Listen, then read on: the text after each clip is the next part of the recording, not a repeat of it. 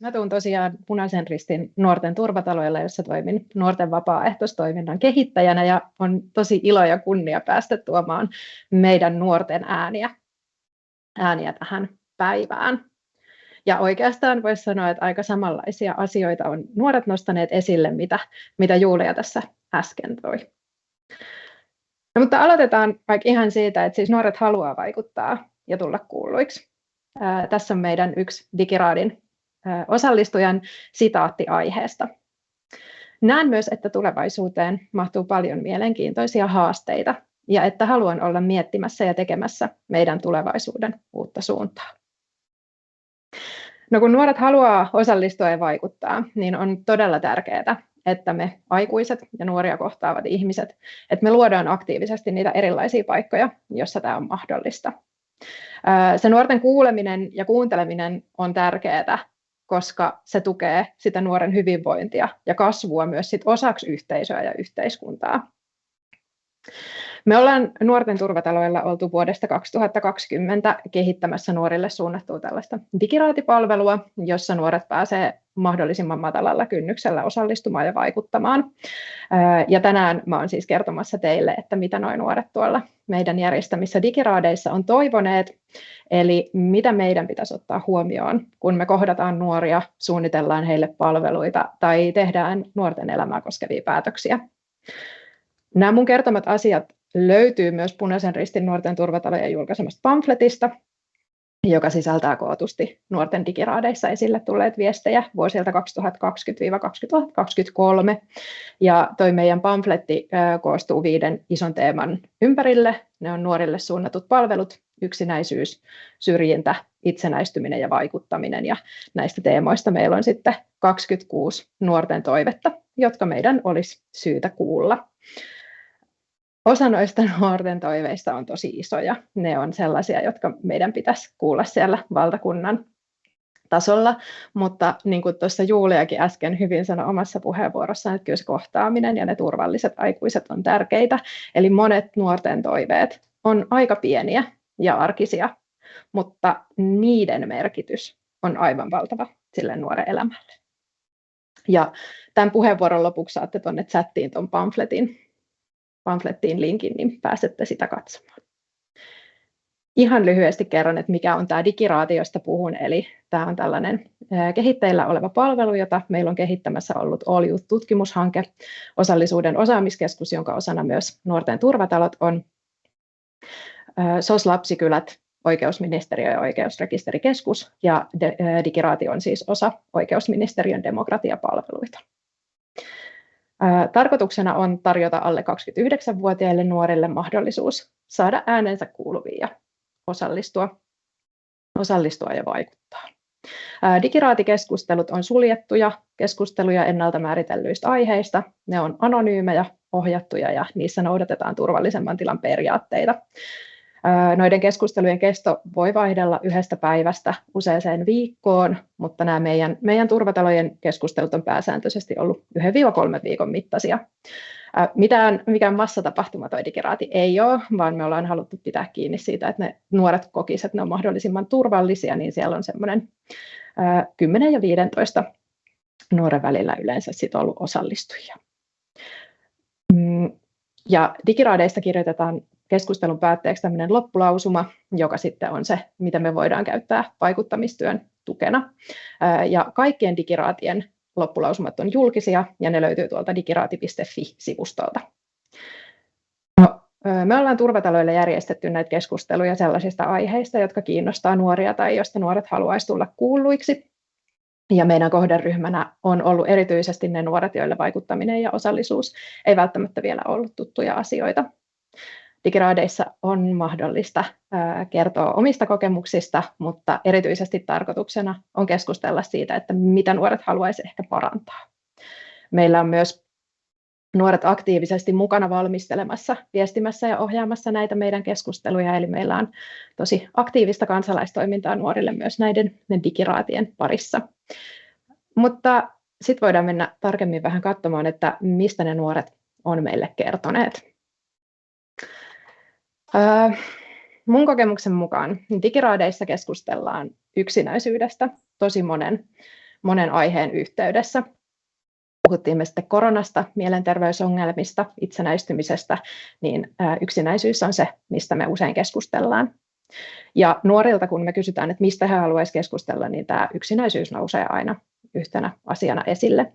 Ja korona-aika varmasti vaikutti siihen, että yksinäisyydestä myös ehkä siitä tuli semmoinen vähän sallitumpi aihe ja semmoinen kaikkien aihe, ja puhuminen helpottui, kun yksinäisyyttä koki nekin nuoret ja muut ihmiset, jotka ei yleensä yksinäisiä ehkä ollut. Nuorten kuvaukset ja kertomukset siitä yksinäisyydestä on tosi riipaisevia. Mä oon nostanut nyt tähän yhden. Eli yksinäisyys on todella kuormittavaa. Se lisää ylianalysointia ja vertailua itsen ja muiden välille. Se syö ihmisen sielua ja elämän iloa sisältäpäin. Ja nuoret korostaa sitä, että yksinäisyys on paljon enemmän kuin vain sitä ulkopuolisuutta sosiaalisista suhteista. Se on iso yhteiskunnallinen ongelma. Yksinäisyys sairastuttaa, se tuntuu pahana olona henkisesti ja fyysisesti. Ja nuoret kertoo, miten se yksinäisyys aiheuttaa masennusta, minäkuvan vääristymiä ja pahimmillaan se aiheuttaa tunnetta siitä, että ei pitäisi edes olla olemassa. No, digiraadeissa yksinäisyydelle nostetaan monia syitä. Korona-aika nyt luonnollisesti oli yksi näistä, ja nuoret kertookin, että myös sen korona-ajan jälkeen ei ole ollut kauhean helppo palata takaisin siihen entiseen, kun on jo ehkä etääntynyt sieltä ystävistä ja kavereista. Mutta sitten yksi sellainen merkittävä syy, mitä nousi myös esille, on se, että ollaan kapeakatseisia ja sitten syrjiviä, ja tämä aiheuttaa yksinäisyyttä varsinkin normista poikkeaville. Yksinäisyyden kanssa nousi esille myös se, että nuoret aikuiset myös tarvitsevat tukea yksinäisyyteen, ja monesti ehkä ne sellaiset toimenpiteet, mitä meillä yksinäisyydelle on, niin ajatellaan, että ne on esimerkiksi siellä oppilaitoksissa, mutta että itsenäistyneet nuoret, jotka ei enää ole esimerkiksi missään opiskelujen piirissä, niin kokee myös yksinäisyyttä. No mitä ne nuoret sitten toivoo? No, nuoret toivoo, että jokaisella olisi tunne siitä, että riittää ja kelpaa sellaisena kuin on. He toivoo turvallisia aikuisia sinne omaan arkeen ja tukea siihen vertaissuhteiden luomiseen, jos siinä on haasteita. Ja näitä haasteita voi olla esimerkiksi sen takia, että taustalla on vaikka kiusaamiskokemuksia. He toivoo näkyvästi syrjinnästä vapaita ja turvallisia tiloja, joissa on mahdollista kohdata uusia ihmisiä. Ja sitten he toivoo yhdenvertaisia harrastusmahdollisuuksia, ja tässä nuoret nosti erityisesti esille sen, että näitä olisi tärkeää saada myös nuorille aikuisille, näitä paikkoja, jossa voisi sitten kohdata ihmisiä niin, että se ei olisi maksullista esimerkiksi. No sitten nuoret toivoo myös jalkautuvaa nuorisotyötä riittävästi, jotta varmasti kaikki nuoret tulisi kohdatuiksi. No, yksinäisyyden ohella mielenterveys on sellainen toinen aihe, josta on keskusteltu paljon, ja usein tämä keskustelu mielenterveydestä nuorten kanssa linkittyy jollain tavalla palveluihin. Ja paljon me ollaankin digiraadeissa sitten keskusteltu näistä nuorille suunnatuista palveluista, niihin liittyvistä kokemuksista, toiveista, millaisia palveluiden pitäisi olla. Ja yksi meidän nuori kirjoitti näin: välillä saa apua ja välillä ei. Täällä on ihan hyvät palvelut, mutta vähän nurinkurista on se, että kun sitä apua jaksaa hakea, niin sieltä vaan sanotaan, että olen niin reipas, etten tarvitse apua. En tiedä, kuinka pohjamudissa pitää olla, että saa apua. Se vähän ärsyttää tässä, että sellaiseen lievään kautta keskivaikeaan tilanteeseen ei saa apua ollenkaan. No, nuoret toivoo lisää matalan kynnyksen palveluja. Nuoret kertoo meille, että yksin pärjäämisen kulttuuri uuvuttaa, ja sen lisäksi, että he kertoo siitä uupumuksesta, niin he kertoo myös siitä, kuinka se uuvuttaa, että joutuu rämpimään palveluviidakossa yksin. Ja nuoret kertoo, että tiedon puute palveluista on tosi iso ongelma.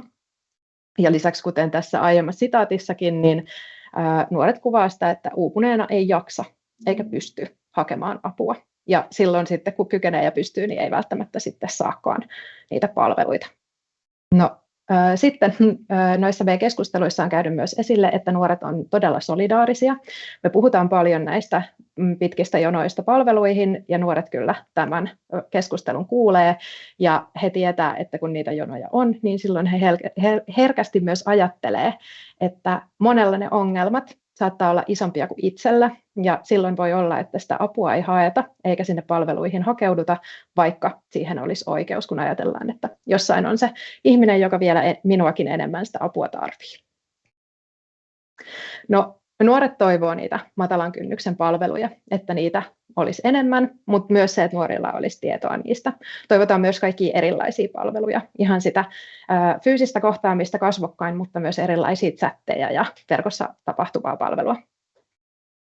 Lisäksi aikuisille tarvitaan tietoa ja ymmärrystä, että he osaisivat ohjata nuoria palveluiden piiriin silloin, kun he huomaa ehkä, että nyt tässä olisi tarvetta jonkinlaiselle avulle. Eli myös se, että nuorten ei aina itse tarvitsisi osata tunnistaa sitä, että hei, nyt mä tarvitsen apua. Sitten nuoret toivoo enemmän ymmärrystä ja tietoa mielenterveydestä. He toivoo myös, että apua ja tukea saisi ilman diagnooseja ja lähetettä. Ja tämä tieto ja ymmärrys, niin sitä tarvitaan sekä aikuisille, mutta sitä tarvitaan, nuoret haluaisivat sitä myös itse. Ja sitten tällainen hyvin konkreettinen toive nuorilta oli se, että olisi tällaisia mielenterveystarkastuksia, kuten on muutenkin terveystarkastuksia, tai sitten esimerkiksi pakollinen kuraattorikäynti kaikille, joka voisi laskea sitä kynnystä puhua, kun tietää, että kaikki muutkin puhuu. No sitten, nuorten turvataloilla on järjestetty useita digiraateja, joissa on jollain tapaa keskusteltu ja aiheena ollut yhdenvertaisuus ja tasa-arvo. 2 vuonna me ollaan järjestetty myös tämmöisiä Pride-teemaisia raateja. Tässä on yksi meidän nuoren sitaatti. Oli hienoa, että yläkoulunkin puolelta sai myös osallistua teemaoppitunnille Sateenkaareva nuoruus, koska kyse ei ole pelkästään jokaisen omasta seksuaalisuudesta, vaan myös toisen kunnioittamisesta, ymmärtämisestä ja moninaisuuden dialogista. No, jokainen nuori ansaitsee tulla kohdatuksi kunnioittavasti, avoimin mielin ja ilman syrjintää. Nuoret nosti esille sen, että syrjimätön kohtaaminen on ensisijaisen tärkeää sosiaali- ja terveyspalveluissa.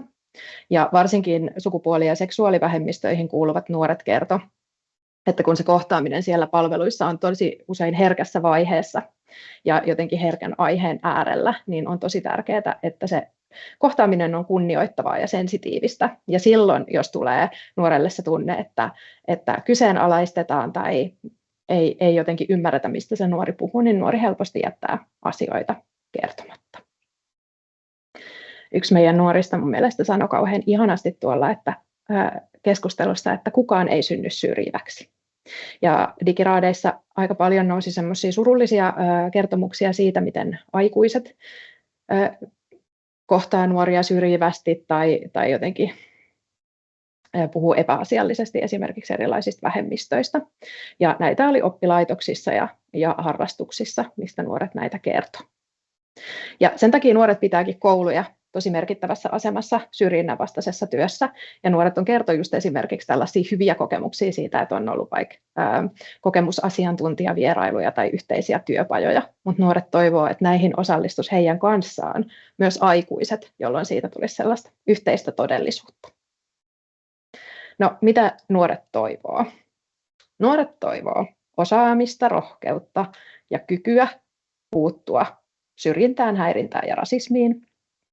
Tätä toivotaan muilta nuorilta, mutta tätä toivotaan erityisesti aikuisilta, ihan kaikilta opettajilta, viranomaisilta, työnantajilta ja kaikilta, jotka nuoria kohtaa.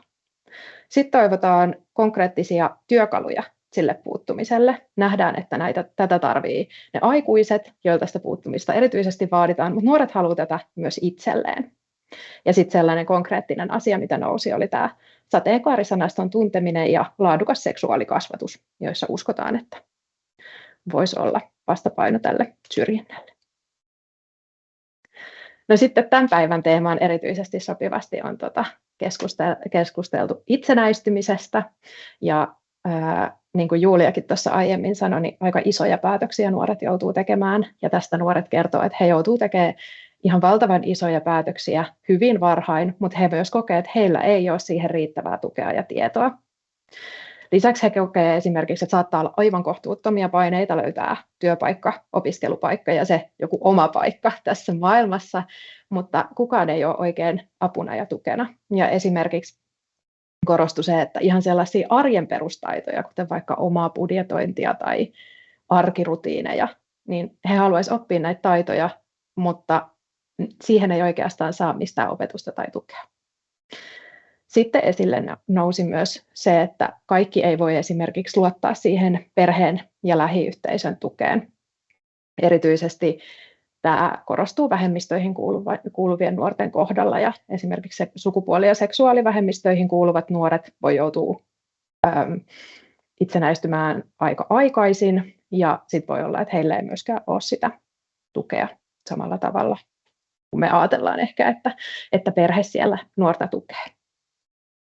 No, mä kerron myöhemmin vielä tästä, tai nostan yhden sitaatin, mutta siis nuoret kertovat myös itsenäistymisestä, kuinka se on ihanaa ja tärkeää, ja kuinka se on ollut mahdollisuus elää sellaista oman näköistä elämää. Eli ei olla keskusteltu pelkästään siitä, että mikä kaikki on huonoa, vaan siellä oli aivan ihania kertomuksia myös siitä, kuinka se on ollut tosi ihanaa aikaa elämässä. No mitä ne nuoret toivoo? He toivoo tukea niiden paineiden sijaan. Sitten he toivoo lisää opetusta ammatinvalinnasta, itsenäistymisestä, taloudenhallinnasta ja muista arjen perustaidoista. Yhdenvertaista mahdollisuutta asuntoon ja työpaikkaan. Tällä hetkellä me tiedetään, että vähemmistöön kuuluminen vaikeuttaa kohtuuttomasti esimerkiksi työpaikan saamista tai asunnon löytämistä. Sitten he ideoi tällaista tietopakettia itsenäistymisestä, joka voisi sisältää esimerkiksi tietoa näistä paikallisista palveluista. Ja tässä oli vielä tämä meidän yksi sitaatti tästä itsenäistymisestä. Olen rohkeampi tekemään asioita itse ja olen vahvempi, kun tiedän, mihin pystyn, ja pystyn samalla auttamaan muita samassa tilanteessa olevia. Haluaisin vain elää nuoren naisen elämää, käymällä töissä tai opiskella jotain. Paras arki on sitä, että on ihan tavallista elämää sekä rutiineja. No, palataan ihan tämän puheenvuoron lopuksi vielä sinne, mistä aloitettiin. Nuoret haluaa vaikuttaa. Vaikka viime vuosina nuoret on kohdannut tosi paljon erilaisia kriisejä, niin kuin me kaikki, niin heillä on kuitenkin sitä uskoa ja toivoa sinne tulevaisuuteen. Mutta nuorilla on myös paljon tulevaisuutta koskevia huolia. Näihin liittyy Juliankin esiin nostama ilmastonmuutos, myös palveluiden puute ja koulutusleikkaukset. Mutta nuoret ei halua jäädä mihinkään uhrin asemaan tai sellaiseen, että heidät sivuutettaisiin tai oltaisiin just tällaisia toksisen positiivisia, vaan he haluaa olla mukana tekemässä sitä muutosta ja tulla kuuluiksi. Tällaisissa demokratiaa koskevissa keskusteluissa esille meillä nousi, että äänestämättä jättämiselle suurin syy esimerkiksi on se, että on vaan liian vaikeaa löytää sopivaa ehdokasta. Vaalikoneet koettiin hankalina ja niiden käyttöön esimerkiksi nuoret toivoo opetusta.